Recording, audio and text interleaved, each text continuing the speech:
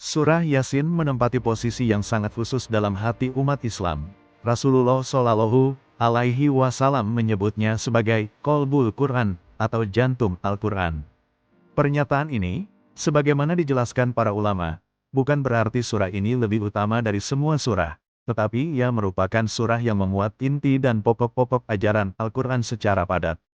Sebagaimana jantung adalah pusat peredaran kehidupan dalam tubuh, surah Yasin dianggap menyimpan denyut nadi utama pesan ilahi, tauhid, kenabian, dan hari akhir.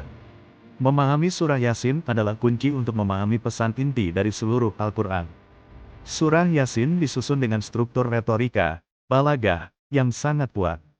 Setelah sumpah demi Al-Quran yang penuh hikmah, surah ini langsung menegaskan kerasulan Muhammad Shallallahu Alaihi Wasallam. Kemudian, ia memisahkan utusan-utusan yang diutus kepada suatu negeri, sebagai analogi dari penolakan kaum Quraisy terhadap dakwah.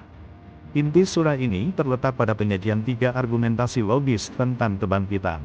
Pertama, argumentasi dari penciptaan awal. Allah bertanya, dan apakah manusia tidak memperhatikan bahwa kami menciptakannya dari setitik air, mani, maka tiba-tiba ia menjadi penantang yang nyata. Ayat ini mengajak manusia merenungkan asal-usulnya yang sangat lemah dan kompleks.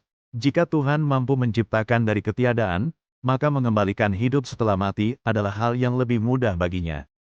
Logika, dari tidak ada menjadi ada, menjadi bukti utama kemahakuasaan Allah dalam menghidupkan kembali tulang belulang yang telah hancur.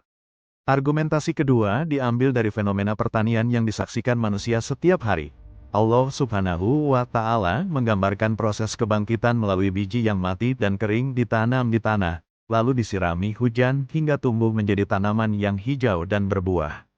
Siklus kematian dan kehidupan ini adalah pertunjukan langsung yang berulang di depan mata kita. Ini adalah bukti nyata dan saintifik yang dapat diamati siapapun bahwa kuasa menghidupkan itu nyata. Argumentasi ketiga lebih dahsyat lagi, diambil dari fenomena kosmologis.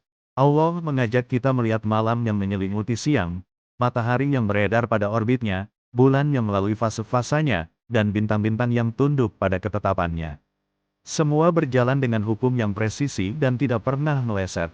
Keteraturan alam semesta yang maha luas ini menunjukkan adanya pengatur yang maha hebat, yang pasti mampu mengatur dan menghidupkan kembali makhluk yang kecil seperti manusia. Ketundukan seluruh alam semesta ini menjadi saksi bisu atas kepastian hari pembalasan. Surah Yasin kemudian melukiskan 2 percakapan singkat yang sangat kontras namun penuh pelajaran. Percakapan pertama adalah dialog penduduk surga yang penuh kedamaian, saling mengucapkan salam, dan bersyukur atas karunia-Nya. Mereka mengakui bahwa rahmat Allah lah yang menyelamatkan mereka.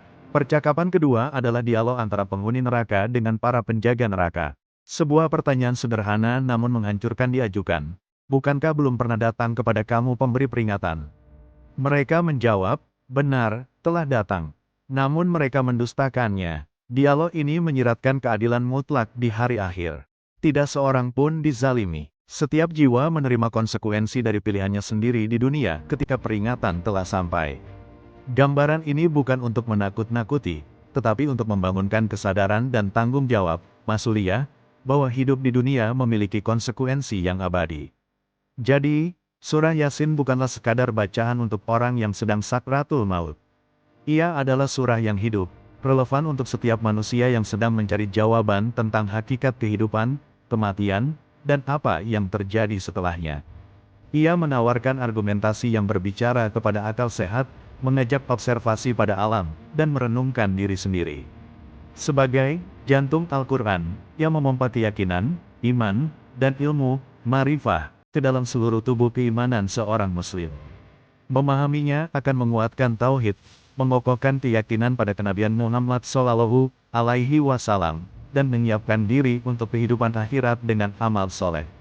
Ia mengajarkan bahwa kematian bukanlah akhir, tetapi sebuah pintu menuju kehidupan yang sesungguhnya, yang telah disiapkan berdasarkan pilihan kita di dunia.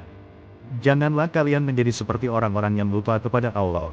Lalu Allah menjadikan mereka lupa kepada diri mereka sendiri. Mereka itulah orang-orang yang fasik. Quran Surat Al-Hasyr ayat 19. Marilah kita jadikan Al-Quran, terutama surah Yasin ini, sebagai pengingat yang menyadarkan kita akan jati diri dan tujuan penciptaan kita.